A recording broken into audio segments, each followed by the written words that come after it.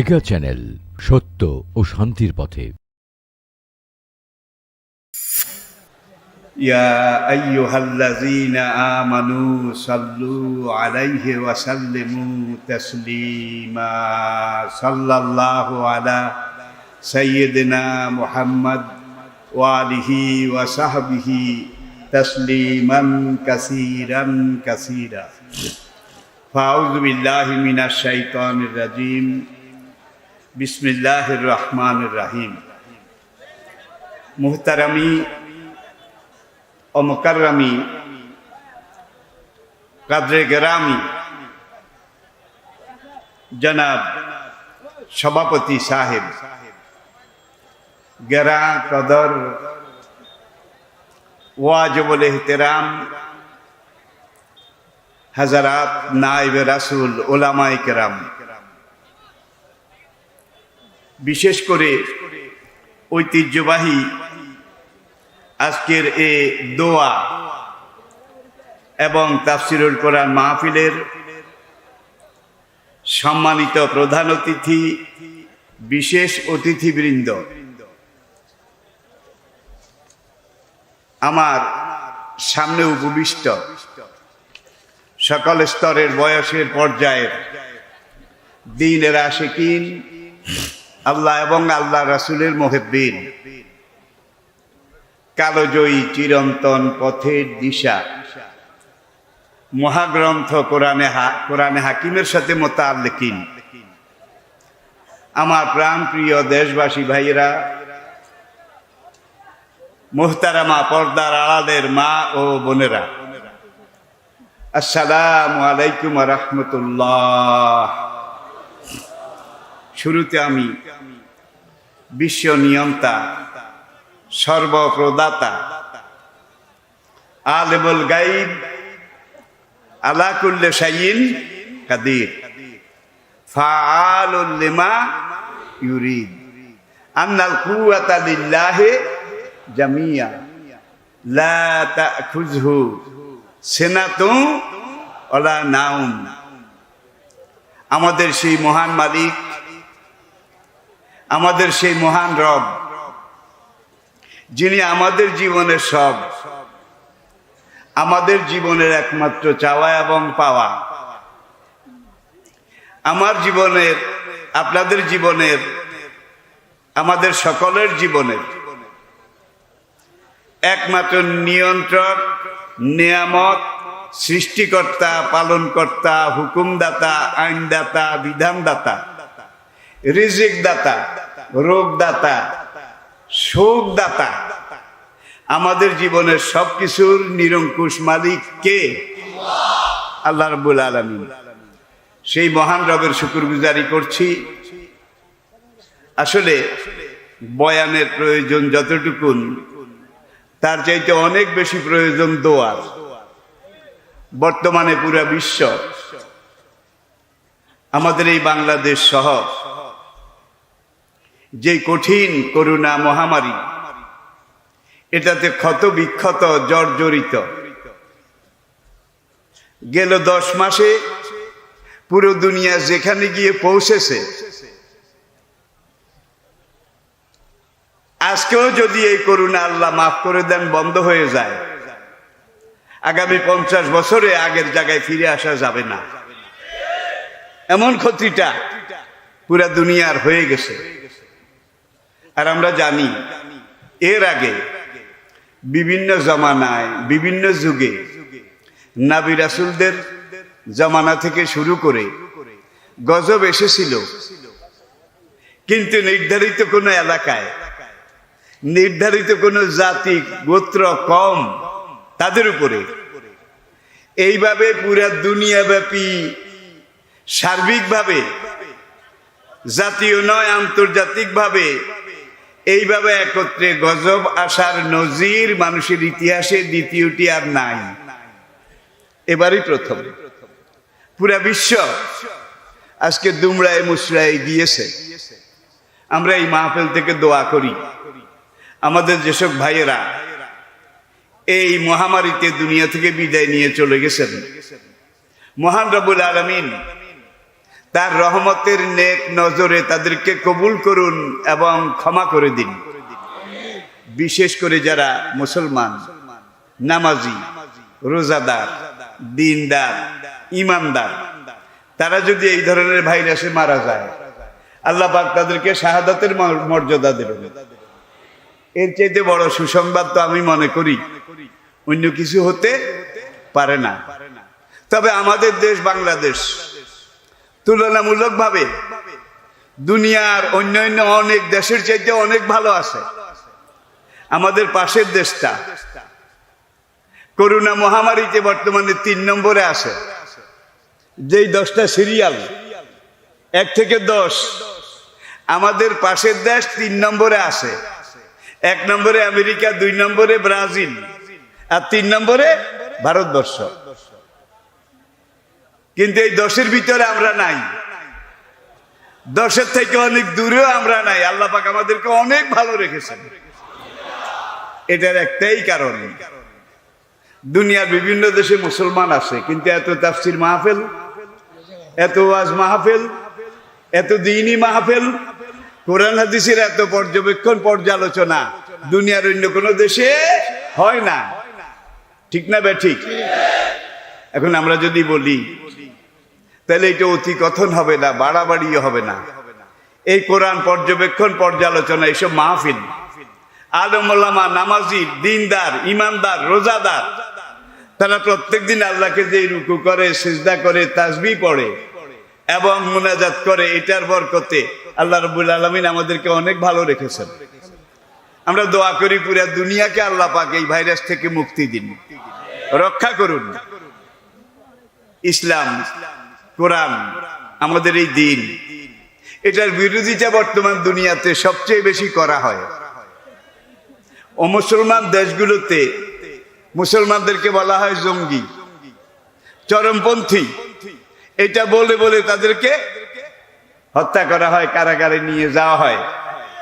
মুসলমান দেশগুলাও এটা থেকে খালি নয়, ঠিক কিনা বলেন? এত নির্যাতন, এত মার, এত জেল, এত জুলুম, এর ভিতরেও বছরের শেষে যখন হিসাব করা হয়, পরিসংখ্যান নেওয়া হয়, তখন দেখা যায় গেল 1 বছরে যেই ধর্মটা দুনিয়ার মানুষ সবচেয়ে বেশি গ্রহণ করেছে, সেই ধর্মটার নাম ইসলাম। সবাই ঠেকাবার চেষ্টা করে, এটাকে থামাবার চেষ্টা করে, কিন্তু পারে না। আল্লাহ মুতিম্মু নূরিহি ওয়ালাউ কারিহাল কাফিরুন, এটা আপনারা জানেন। আমি সংক্ষেপ সীমিত পর্যায়ে কয়েকটা কথাই আপনাদের খেদমতে আরজ করব। কোরআন ও বিজ্ঞান, কোরআন ও বিজ্ঞান। আসলে কোরআন কোনো বিজ্ঞান গ্রন্থ নয়, কোরআন বিজ্ঞানের থিওরিও নয়। ইয়াসিন আল কোরআনিন, বিজ্ঞানময় কোরআনের কসম করে আমি আল্লাহ বলছি। কে বলছেন? 1000 বছর আগে কোরআন যেই কথাগুলো ওহীর মাধ্যমে আমাদের প্রিয় নবীর কাছে আমাদের জন্য পাঠিয়েছেন, আমাদের জন্য। কাদের জন্য? আল ইয়াউমা আকমালতু লাকুম দীনাকুম ওয়া আতমামতু আলাইকুম নি'মাতি ওয়া রাদিতু লাকুমুল ইসলামা দীনা। আজকে দুনিয়া যত এগিয়ে যাচ্ছে, আধুনিক বিজ্ঞানের এটা সবচাইতে পূর্ণতার যুগ বলে বিজ্ঞানীরা মনে করেন। মডার্ন সায়েন্স, আধুনিক বিজ্ঞান আজকে তার উন্নতি, অগ্রগতি, পর্যবেক্ষণ, নিরীক্ষণ, অবজারভেশনের চূড়ান্ত পর্যায়ে বিরাজ করছে। বিজ্ঞান যত গবেষণা করছে কোরআনকে নিয়ে, বৈজ্ঞানিকগণ যত চিন্তা ভাবনা করছে কোরআনকে নিয়ে, অমুসলিম দার্শনিক পণ্ডিতেরা কোরআনকে নিয়ে যত রিসার্চ গবেষণা করেছে, সবাই একটা কথা স্বীকার করেছে, holy Quran is the super book of the world. মুসলমানদের কোরআন দুনিয়ার সবচাইতে সর্বোচ্চ তথ্য সমৃদ্ধ মহাগ্রন্থ। পড়ুন আলহামদুলিল্লাহ। আর যে নবীজির মাধ্যমে আমরা কোরআন পেয়েছি, সেই নবীজিকে আজকের দুনিয়া, আজকের আধুনিক বৈজ্ঞানিকেরা এক বাক্যে নির্দ্বিধায় নিঃসংকোচে হিসাব করে, holy prophet Mohammad is the Superman of the world. Muhammad সাল্লাল্লাহু আলাইহি ওয়াসাল্লাম জগতের সবচাইতে পূর্ণাঙ্গ মানুষ। কোরআন দুনিয়ার সবচাইতে তথ্যবহুল ধর্মগ্রন্থ। পড়ুন আলহামদুলিল্লাহ।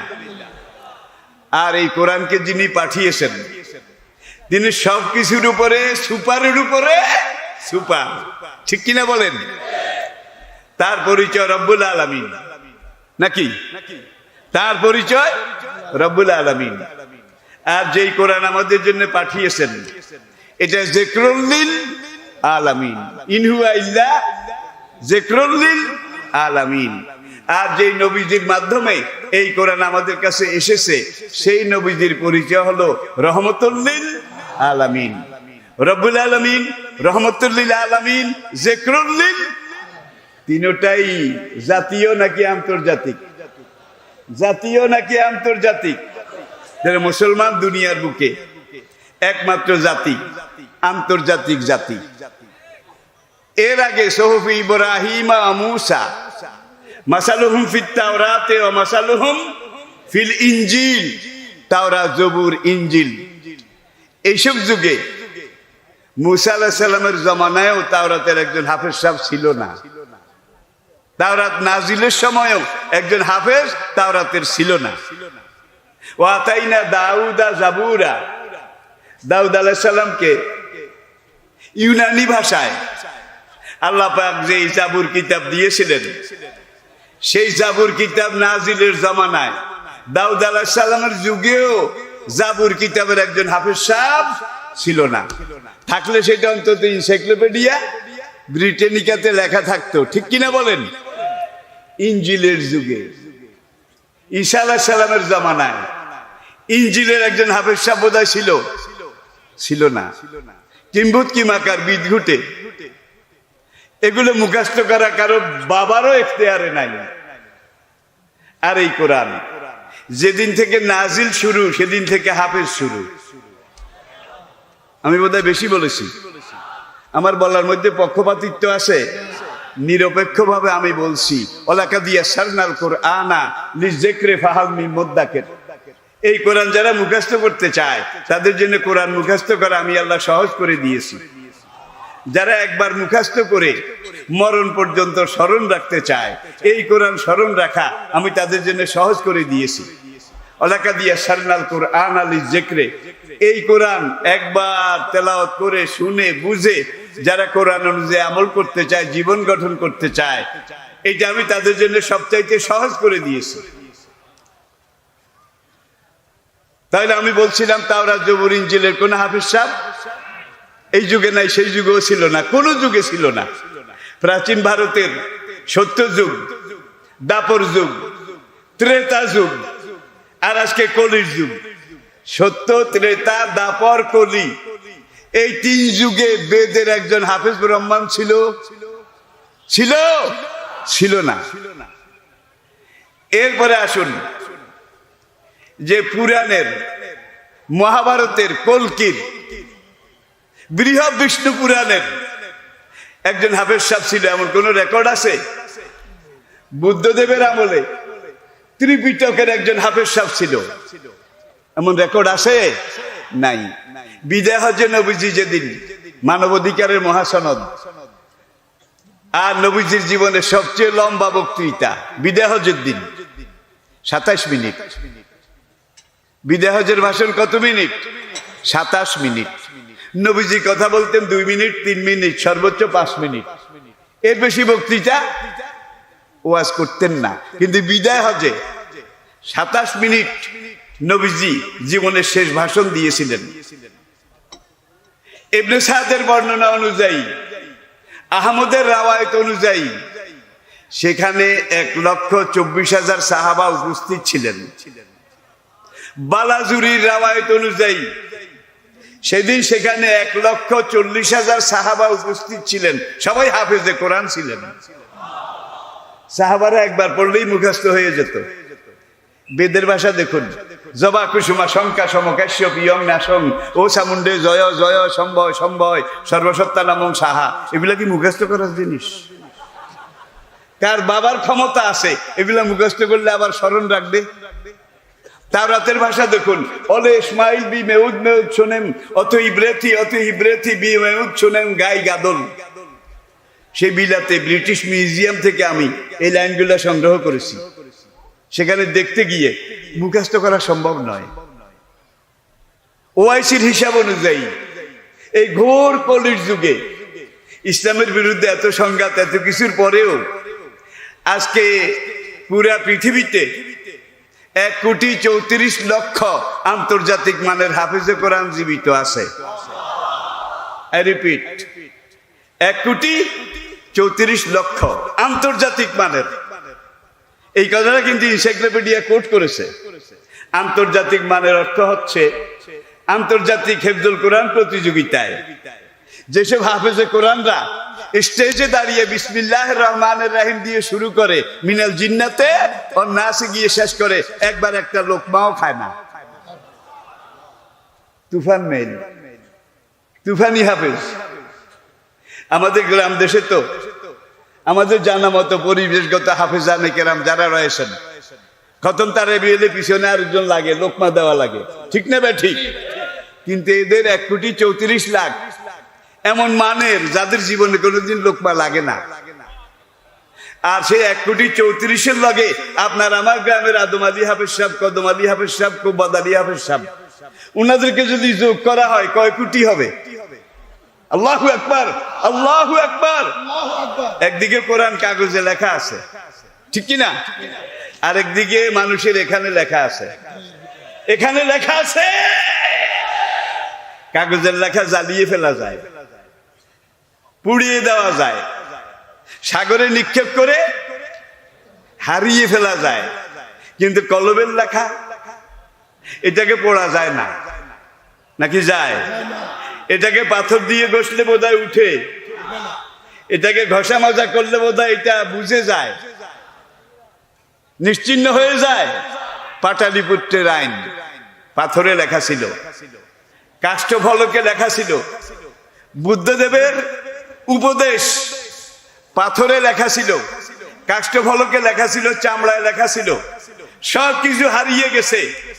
রাশিয়া 72 বছর কোরআন বেআইনি, পড়া নিষেধ, পড়ানো নিষেধ, বিদেশ থেকে কোরআনের কপি আনা নিষেধ।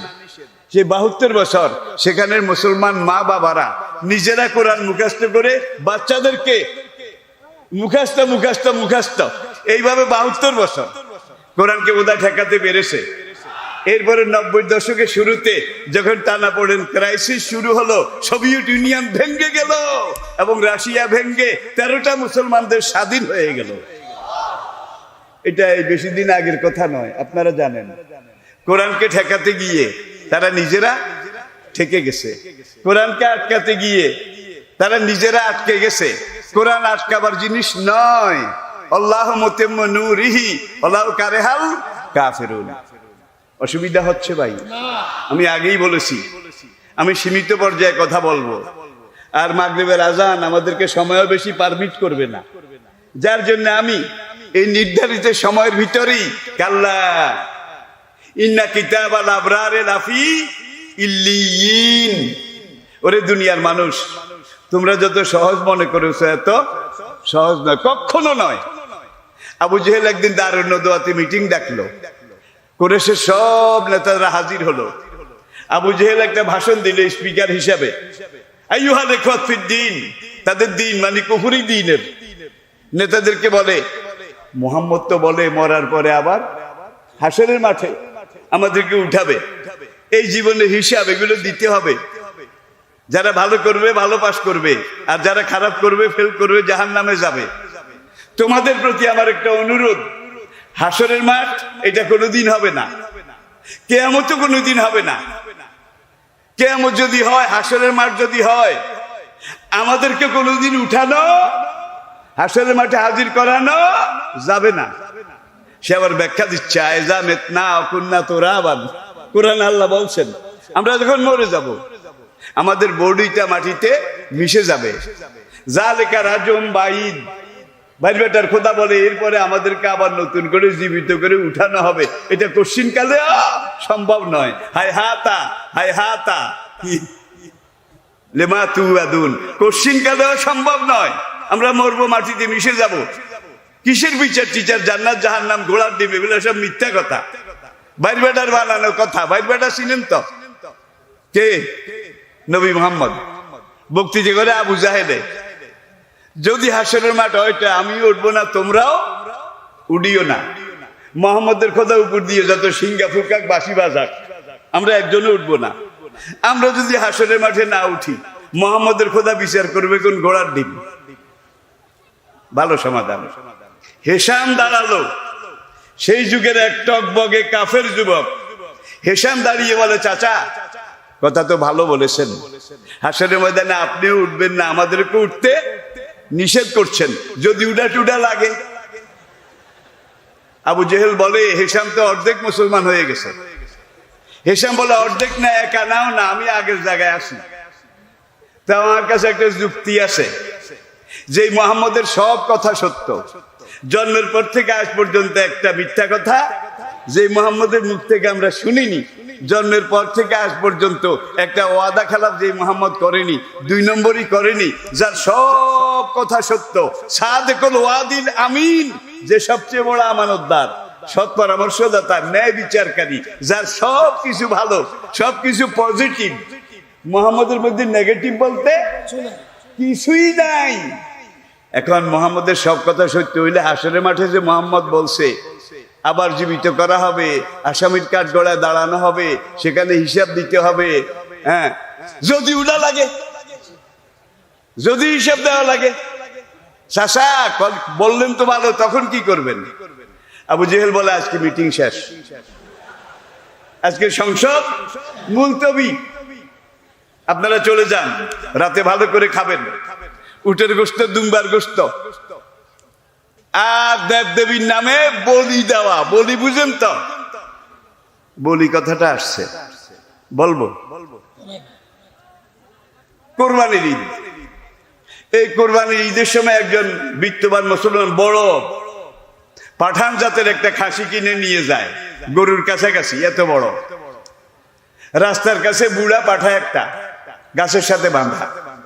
পাঠা যখন দেখলো খাসিকে কোরবানির জন্য নিয়ে যায়, পাঠা জিভ দিয়ে বেঞ্চি কেটে কয়, যেমন মোটা হয়েছিস, তাজা হয়েছিস, হ্যাঁ, তোর ভাগ্য খারাপ, তোকে কোরবানিতে জবাই করার জন্য নিয়ে যায়। হরিবল হরিবল। খাসি আবার কম না, আমাকে কোরবানি দিতে নেয়, ভালো কথা, আমাকে সম্মান করবে, ইজ্জত করবে, বিসমিল্লাহ পড়বে, তারপর শোয়াবে, আল্লাহর নাম নিয়ে আল্লাহকে সাক্ষী করে আমাকে জবাই করবে। তুই আমার এটা নিয়ে হাসছিস, তোর জন্য কালী পূজা আসতেছে। পাঠার জন্য কি আসতেছে? কালী পূজা। সেখানে তোর মাথা একবার রশি দিয়ে এইদিকে টানা দেওয়া হবে, আর ধরটাকে ওইদিকে টানা দেওয়া হবে। জবা কুসুমা শঙ্কা সমকাশ্য প্রিয়ম নাশং ও চামুণ্ডে জয় জয় সম্ভয় সম্ভয় সর্বসত্তা নামং সাহা। ব্রাহ্মণ এসে মন্ত্র পড়বে, আর তোর কল্লাটাকে এইভাবে টানবে, টানতে টানতে রাবারের মতো একেবারে চিকন করে ঠাকুর এসে এবার মন্ত্র পড়ে গেছে। হরি বল। তাহলে তোর মরণ হবে সেইভাবে, আর আবার মরণ হবে আল্লাহকে সাক্ষী করে। যারা আমাকে জবাই করবে আল্লাহকে ডাকবে। নবী ইব্রাহিম যেমন ইসমাইলকে জবাই করেছিল, ইব্রাহিমের সন্তানরা, মুসলমান জাতির বাবা ইব্রাহিম যেইভাবে জবাই করেছিল আদমের সাথে, ঠিক আমাকে সেইভাবে জবাই করা হবে। ঠিক কিনা বলেন? তাহলে সবার জন্য সবসময় কিন্তু সুদিন না, দুর্দিন আসতে পারে নাকি পারে না, পারে নাকি পারে না। রে ভাইয়েরা, এই দিকেও আমি যাচ্ছি না। প্রশান্ত মহাসাগরের মাঝখানে একটা গর্ত পাওয়া গেছে। এই গর্ত গায়ে সমুদ্র বিজ্ঞানীরা মেপেছে কদ্দুর, 18 কিলোমিটার। 18 কিলোমিটার গভীর। এটার নাম মারিয়ানা ট্রেঞ্চ। Mariana trench. সেখানে ডুবুরিরা নেমেছে। 18 কিলোমিটারের কাছাকাছি যখন গিয়েছে, তখন দেখে যে সেখানে তাপমাত্রা 15,000 ডিগ্রি সেলসিয়াস, 15,000 ডিগ্রি সেলসিয়াস। কিরে বাবা এত গরম কেন? কয় তলাতে যে পাথরের আস্তর আছে সেখান থেকে শুধু আগুন, শুধু আগুন, শুধু আগুন, আর আগুনের গুম গুম গুম গুম একটা আওয়াজ আসে। ওই মহাসাগরের তলার ওই আগুন, অনেক পাহাড় কিন্তু সাগরের তলায় বিস্ফোরিত হয়ে লাভা বের হয়ে সেখানে জমা হয়ে গেছে। অনেকগুলো পাহাড় ফাটে ফাটে চৌচির হয়ে গেছে। সেখানে এই টেম্পারেচার, তাপমাত্রা, উষ্ণতা, এটার কারণে। এটা কোনো মানুষের তৈরি গর্ত নয়, এটার নাম মারিয়ানা ট্রেঞ্চ। এটা ন্যাচারাল, প্রাকৃতিক। এক কথা আমরা বলতে পারি এটা আল্লাহর খাম, আল্লাহর গর্ত, যেহেতু মানুষ করেনি। এটা প্রাকৃতিক ভাবে সৃষ্টি হয়েছে। গর্তটার নাম মারিয়ানা ট্রেঞ্চ। আপনারা বিস্তারিত জানতে হলে এনসাইক্লোপিডিয়া ব্রিটানিকা এটা দেখেন, গুগল দেখেন, গুগল, এটা তো সহজ। এখন গুগল সার্চ করেন, সেখানে আপনি দেন যে মারিয়ানা ট্রেঞ্চ, এসে যাবে। গুগল সার্চ করেন যে ঈসা আলাইহিস সালাম যেখানে দাজ্জালকে হত্যা করবে, বেবাবে লুদ্দিন, লুদ শহরের গেট, সেখানকার যে বিন গরিয়ান ইন্টারন্যাশনাল এয়ারপোর্ট, এগুলো আপনি গুগলে দেখেন না ভাই। গুগলটা কিন্তু আরেকটা আলাদা জগৎ বর্তমান এই বিজ্ঞানের যুগে। এরপরে মানুষ কিন্তু পৃথিবীতে আরেকটা গর্ত খনন করেছে, বলবো। এই গর্তটা রাশিয়া এবং সাইবেরিয়া, ইউরোপের একেবারে শেষ উত্তর প্রান্তে, সাইবেরিয়া এবং রাশিয়ার মাঝখানে। একদল রাশিয়ান প্রত্নতত্ত্ব বিজ্ঞানী, মৃত্তিকা বিজ্ঞানী, আরেক দল আমেরিকান, আরেক দল জার্মান। রাশিয়ান, আমেরিকান, জার্মান, এই তিনটা দেশের একদল মৃত্তিকা বিজ্ঞানী, মাটির নিচের যারা গবেষণা পর্যবেক্ষণ করে, তারা গর্ত খুঁড়েছে। খুঁড়তে খুঁড়তে তারা যখন মূল পথের 1/3 গেল, দেখে যে মাটি, বালি, এঁটে, দোআঁশ, বিভিন্ন রকমের মাটি, এখানে আর অন্য কোনো জিনিস নাই। 11 কিলোমিটারের বাকি দিকটা যখন গেল, তারা যাওয়ার পরে দেখে যে এইবার মাটি, পাথর, মাটি, পাথর, বড় বড় পাথরের চাই আর জমাট মাটি। এটা অতিক্রম করে তারা যখন সর্বশেষ স্তরে গেল, একটা খনি আবিষ্কার করার জন্য তারা খুঁজতেছিল। তারা 11 কিলোমিটার গেল। কত কিলোমিটার ভাই? 11 কিলোমিটারে এখান থেকে খাড়া করেন না, উপরের দিকে কেমন হবে? এই নিচের দিকে 11 কিলোমিটার গেল। যাওয়ার পরে দেখে সেখানে তাপমাত্রা, টেম্পারেচার 7,000 ডিগ্রি সেলসিয়াস। আবার বলছি, 7,000 ডিগ্রি সেলসিয়াস।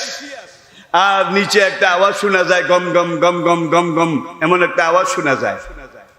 তারা সেখানে গিয়ে জমিনের যে স্তরটা আবিষ্কার করলো, পেল সেটা গ্যালভানাইজ আয়রন।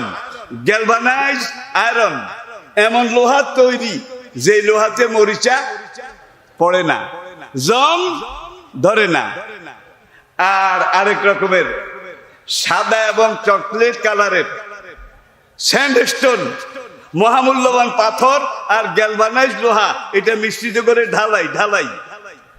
এখানে গিয়ে তারা যখন দেখলো তাপমাত্রা 7,000 ডিগ্রি সেলসিয়াস, তারা সেখানে আবার ড্রিল মেশিন বসালো। ড্রিল মেশিন কয়েকবার বসানোর পরে মেশিন চললেই টাস টাস করে ভেঙে যায়, কিন্তু ওইটা সিদ্ধ করা যায় না।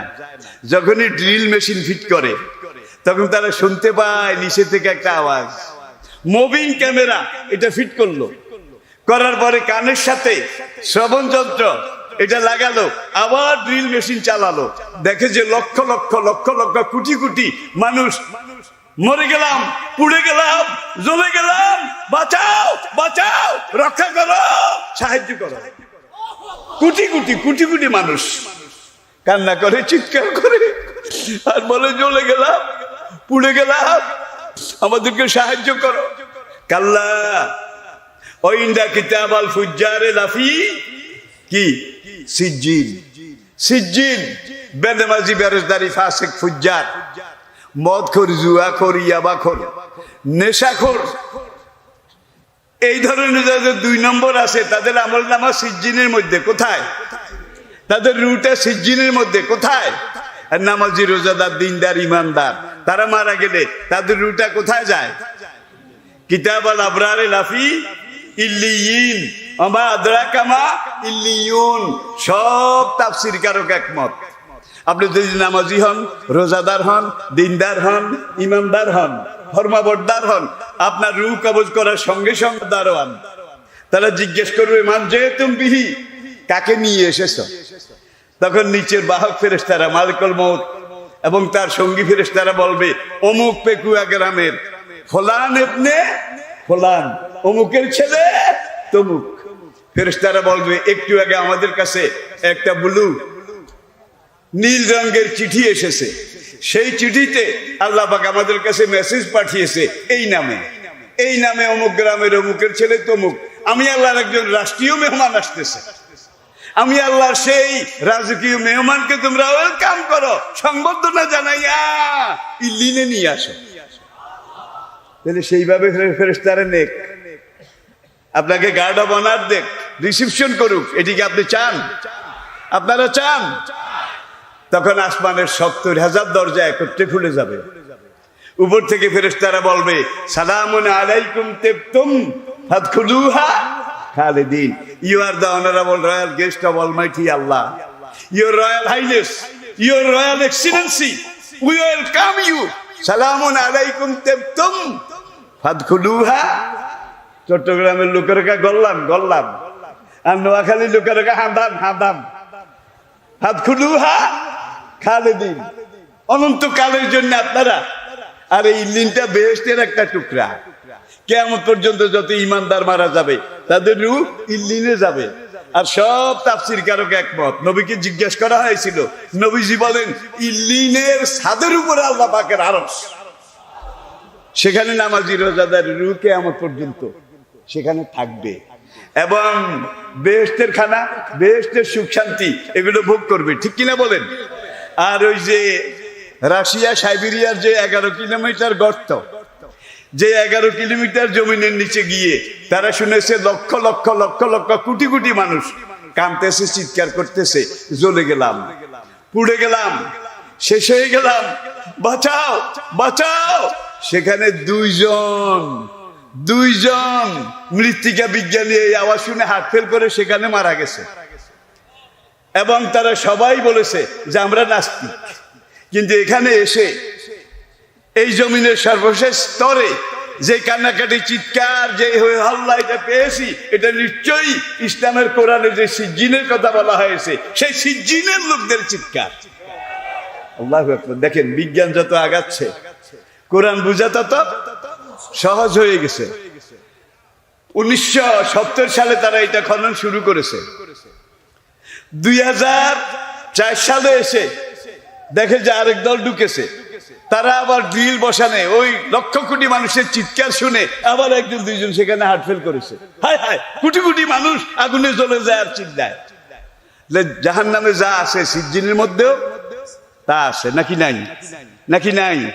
তারা বলে যে আমরা যদি নাস্তিক না হতাম, কমিউনিস্ট না হতাম, আমরা 100 জন এই কথা স্বীকার করতাম যে কোরআনে যেই সিজ্জিনের কথা বলা হয়েছে 7 তাবুক জমিনের নিচে।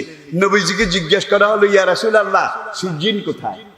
নবী বললেন 7 তাবুক জমিনের নিচে সিজ্জিন, আর 7 তাবুক আসমানের উপরে সিদরাতুল মুনতাহা, বাইতুল মামুর, আলমে নাসুত, আলমে মালাকুত পেরিয়ে আল্লাহ পাকের আরশে আজিম যেখানে, তার নিচে ইল্লিন। নামাজি রোজাদার ইমানদার বান্দারা সিংহার আওয়াজ, কিয়ামতের এই নিনাদধ্বনি সিংহার আওয়াজ পর্যন্ত সেই বেহেশতের সেই টুকরার মধ্যে তাদের রূহগুলো থাকবে। এখন আমাদের রূহ ইল্লিনে আল্লাহ নিয়ে যাক কিয়ামতের আগ পর্যন্ত। সবাই চান? সবাই চান? আল্লাহ সিজ্জিনের এই অভিশপ্ত পরিবেশ, পারিপার্শ্বিক অবস্থা থেকে আমাদের সবাইকে নাজাত দান করুন। সবাই পড়ুন আমিন। আরো জোরে পড়ুন আমিন। কথাটা রয়ে গেছে। আবু জেহেলতে বলছিল আজকে অ্যাসেম্বলি শেষ, আগামীকাল 10টায় আপনারা খেয়ে দিয়ে একটু মুড ক্রিয়েট করে তারপরে আসবেন, কালকে সমাধান দেব। পরের দিন আবার দারুন নদওয়াতে অ্যাসেম্বলি বসলো। আবু জাহেল বলে, কাল রাতে একটুও ঘুমাইনি জাতিকে বাঁচাবার জন্যে। আমি সারা রাত চিন্তা করেছি, রিসার্চ করেছি, বিনিদ্র রজনী যাপন করেছি। তবে রাত মানব থবল ইয়াউস ইয়াগুস দেবদেবী ঠাকুর ঠাকুরানী আমার উপরে দয়া করে আমাকে পথ দেখাইয়া দিছে। হেসাম আবার খাড়াইছে, চাচা আপনাকে পথ দেখাইলে হবে না, পথটা আমাদেরকে বলেন না। আবু জেহেল কয়, কালকে তো বলেছি মোহাম্মদের খোদা যতই বাসি ভুকাক সিঙ্গা বাজাক আমিও উঠবো না, তোরাও উঠিস না। হাসরের মাঠে যদি আমরা না উঠি, আসামি যদি গায়ের হাজির হয়, মোহাম্মদের খোদা বিচার করবে কোন ঘোড়ার ডিম? এবার ওলিদ ইবনে মাগিরা, যাকে আল্লাহ জারজ সন্তান বলেছে, নবীকে পাগল বলেছিল ওলিদ ইবনে মাগিরা। মাথা খারাপ, আপার চেম্বার খারাপ।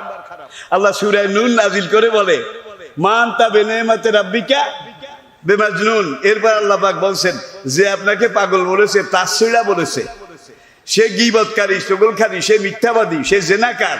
উতুল্লিন বাদা যালিকা জানিম, সে যে তার মায়ের জারজ সন্তান, এটা কি তার খবর আছে? দেখছেন, নবীকে পাগল বলেছে, আর আল্লাহ নবীর পক্ষ হয়ে বলছে যে আপনাকে পাগল বলেছে সে জারজ। অনেক ইতিহাস। এইবার কুরাইশ নেতারা সব ওলিদ ইবনে মাগিরার দিকে চায়, বড় বড় কথা বলে, নেতাগিরি করে, ক্যাডারগিরি করে। কিন্তু মোহাম্মদের খোদা তো হাটে হাঁড়ি ভেঙে দিয়েছে, সে নাকি জারজ সন্তান। এখন ওলিদ ইবনে মাগিরা, আমরা কোরআন মানি না, মুহাম্মদকে বিশ্বাস করি না, তবে কোরআনের কথাও সত্য, মুহাম্মদের কথাও সত্য। এখন ওলিদ ইবনে মাগিরার দিকে টিটকা দিবারে, মুহাম্মদের খোদা কোরআনে ওহীর মাধ্যমে বলেছে তুই নাকি জারজ সন্তান। এখন তলোয়ার নিয়ে বাড়ির দিকে দৌড় দিছে। আমার তো এটার খবর নাই, মা ঠিক কথা বলতে পারবে, বাপ অনেক আগে মারা গেছে। এইবার হানিটু কৃপান খোলা তলোয়ার নিয়ে ঘরে ঢুকেছে। মা, হয় আজকে তোমার শেষ নয়, আমার শেষ। বাবা কি হয়েছে? আর ওই বুড়ি বিধবা ওলিদ ইবনে মাগিরার মা খুরমা খেজুর পাতা দিয়ে পাখা বুনতেছিল। পাখা, ওই হাত পাখা আছে না, পাখা বুনতেছিল। মা, যেদিন হয়েছি সেদিন মরেছি, জীবনে অনেক কিছু দেখেছি, কিন্তু আজকে মুহাম্মদের কোরআন যেই কথা বলেছে আমার প্রেস্টিজে লেগে গেছে। মা, ঠিক করে কথা বলো, আমি কি সত্যিকার তোমার বৈধ সন্তান, নাকি তোমার গর্ভে আমি জারজ সন্তান? বাবা এই কথা কস কেন? মুহাম্মদের খোদা কোরআনে কইছে। দেখছেন কারবার, মুহাম্মদের খোদা কোরআনে বলেছে উতুল্লিন বাদা যালিকা জানিম। দেখছেন, বড় বড় কথাকে ওলিদ ইবনে মাগিরা, তার খবর নাই, সে তো তার মায়ের জারজ সন্তান। মুহাম্মদ তো কোনোদিন মিথ্যা কথা বলে না। এখন আমার হাকিকতটা কি? মা তাড়াতাড়ি কও, তাড়াতাড়ি কোপ দেয় দেয়। মা চোখ উল্টে, বাবা কোপ দিস না, কইতে আসি, তাড়াতাড়ি কও। তোর বাবা আমাকে বিয়ে করে আনার পরে সেই রাতে তোর বাবার একটা কালা জ্বর হয়েছিল, কালা জ্বর। সেই জ্বরে অঙ্গহানি হয়, আপনারা জানেন। আমার সেক্সুয়াল পাওয়ার এই পুরুষ শক্তি, এটা একেবারে -0 একবারে সব শেষ হয়ে গেছিল। কিন্তু তোর বাবার বিবাহ বন্ধনে তো আমি আসি, দিন যায়, মাস যায়, দিনের পর মাস, মাসের পর বছর, বছরের পর বছর, ঋতুচক্রের আবর্তনে সময় এগিয়ে যায়। আমিও তো তখন একজন যুবতী, তরুণী, আমারও তো একটা চাহিদা আছে। তোর বাবা তো ইনভ্যালিড, কালা জ্বরে, আসলটা শেষ। একদিন তোর বাবার এক আরব বন্ধু, যাযাবর বেদুইন বন্ধু, আমার ঘরে মেহমান হিসেবে এসেছিল। তোর বাবা যখন ঘুমেছিল, তখন তোর বাবার বন্ধু ওই আরব মেহমান, তাকে আমি দেহদান করেছিলাম। সেই তোর বাবার আরব বন্ধুর দেহদানে তুই আমার গর্বে এসেছিস। বাবা মোহাম্মদ যেটা কইছে কথা তো ঠিক আছে, ঠিক আছে। এইবার সে মারে আর কোপ দিল না, যায় আর কয় মোহাম্মদের সব কথা সত্য, মোহাম্মদের সব কথা সত্য, আমার ব্যাপারে যেটা বলেছে এইটাও সত্য। দেখছেন কারবার। এখন দরবারে যাওয়ার পরে সব নেতা ওর মুখের দিকে চায় যে মারি কি জিজ্ঞেস করে। সব ওলিদ ইবনে মুগিরা বলে, কাজ সদাকা মোহাম্মদ, কাজ সদাকা মোহাম্মদ, যে মোহাম্মদের সব কথা সত্য। কোরআনে যেটা সবচেয়ে বড় মুজিজা, আমি যে জারজ সন্তান, ওহিতে কোরআনে মোহাম্মদের এই কোরআনে যেটা বলা হয়েছে সেইটাও সত্য, মায়ের কাছ থেকে আমি কনফার্ম হয়ে এসেছি। সবাই বলে নাউজুবিল্লাহ। সবাই বলুন নাউজুবিল্লাহ। ভাই আমি এই আজানের কয় মিনিট আছে, আসুন এই আর অল্প। আপনারা কি আমার উপরে রাগ করেছেন, বিরক্ত হয়েছেন? অখালাক না কুমাস ওয়াজা। আগেই বলেছি কোরআন বিজ্ঞান গ্রন্থ নয়, বৈজ্ঞানিক থিওরি নয়, কিন্তু কোরআন যতগুলা কথা বলেছে আজকে গবেষণায় দেখা গেছে, বিজ্ঞানের পরীক্ষা নিরীক্ষা যাচাই বাছাইয়ে দেখা গেছে কোরআনের প্রত্যেকটা কথা বিজ্ঞান বৈজ্ঞানিক যুক্তিতে যাচাই বাছাইকৃত মহাসত্য, অটল অনড় অবিচল নিজের জায়গায় প্রতিষ্ঠিত। এটা হলো আল কোরআন। সমবেত ভাইয়েরা, অখালাক না কুমাস ওয়াজা। দুনিয়ার সব জিনিসকে আমি জোড়া হিসেবে সৃষ্টি করেছি। কে কে বলে? আল্লাহ। কে বলে? সূরা ইয়াসিন খুলেন, সুবহানাল্লাযী খালাকাল আজওয়াজা কুল্লাহা মিম্মা তুমবিতুল আরদ ওয়া মিন আনফুসিহিম ওয়া মিম্মা লা ইয়ালামুন। জোড়া ছাড়া আমি আল্লাহ কিছু সৃষ্টি করি নাই। সবকিছুতে কি আছে? জোড়া। মানুষের মধ্যে আছে, গরু ছাগলের মধ্যে, পশু পক্ষীর মধ্যে, কীট পতঙ্গের মধ্যে, কোনটার মধ্যে নাই? এই যে আপনার মাথার উপর দিয়ে যে বৈদ্যুতিক তারগুলো আছে, আমার সামনে যে তারগুলো আছে, এই তারগুলোর মধ্যেও নেগেটিভ পজিটিভ আছে, মুযাক্কার মুআন্নাস আছে। হ্যাঁ নাকি নাই? একটা নেগেটিভ একটা পজিটিভ, একটা ইলেকট্রন আর একটা প্রোটন, একটা ধনাত্মক আর একটা ঋণাত্মক। আর কোরআন ১,৫০০ বছর আগে বলেছে আকাশে যে বিদ্যুৎ চমকে তোমরা দেখো, হুয়াল্লাযী ইউরিকুমুল বারকা খাওফাও ওয়া তামা। এই যে বিদ্যুৎটা চমকে, এই বিদ্যুতের মধ্যে আমি তোমাদের জন্য অনেক শক্তি অনেক লাভ রেখে দিয়েছি। খাওফান, তবে তালে বেতালে ধরলে ভয়ের কারণ বোধহয় নাই। হ্যাঁ, শক্তির অভাব নাই, ধরতে হবে খুব টেকনিক্যালি, সাবধানে। বেঞ্জামিন ফ্র্যাঙ্কলিনের জীবনীটা পড়েন, বিদ্যুতের ধর্ম আবিষ্কার যে বিজ্ঞানী করেছে, এই আয়াত দুটার উপরে সে 18 বছর রিসার্চ করেছে, 18 বছর গবেষণা করেছে। কোরআন তো কোনো কথা মিথ্যা বলে নাই, ঠিক আছে? এই বিদ্যুতের মধ্যে আল্লাহ বহুত শক্তি রেখেছে, এটা কোরআনে বলেছে, কোরআন তো মিথ্যা বলে নাই। দেখি বিদ্যুৎটার মধ্যে কেমন পাওয়ার আছে। সে এবং তার দুই বন্ধু বৈশাখ মাস বিকেল বেলা একটা ঘুড়ি উড়াই দিয়েছে, আকাশে বিদ্যুৎ চমকাচ্ছে, বজ্র কড়াত কড়াত করে ফাটছে, ঘুড়িটা অনেক উপরে চলে গেছে। ঘুড়ির সুতাটা ছিল পিতলের তৈরি। কিসের? পিতলের তৈরি। আর নাটাইটা ছিল লোহার তৈরি, লোহার নাটাই। নাটাই ছিলেন কি? সুতা যেটাতে পাকে কন্ট্রোল করে। এখন এই নাটাইটার হাতে হঠাৎ এইভাবে বিদ্যুৎ চমকালো। বিদ্যুতের একটা ঝলক বেঞ্জামিন ফ্র্যাঙ্কলিনের ওই ঘুড়ির সুতার মধ্যে এসে টাচ করলো। টাচ করার সঙ্গে সঙ্গে পুরো সুতা কি হয়ে গেছে? বিদ্যুতায়িত হয়ে গেছে। নাটাই যে লোহার, সেটাও বিদ্যুতায়িত হয়ে গেছে। এইভাবে কয়েক ঝাঁকুনি দিয়ে তাকে ফেলে দিয়ে দিছে দৌড়। বন্ধুরা কি হয়েছে? বাইরে পাইছিলাম, বাইরে পাইছিলাম। এত পাওয়ারফুল, এত শক্তিশালী, যেইভাবে আমার খিসা শুরু করেছিল, যদি ফেলে দিয়ে না আসতাম তাহলে আমার কিল্লা ফতে করে ফলাইতো।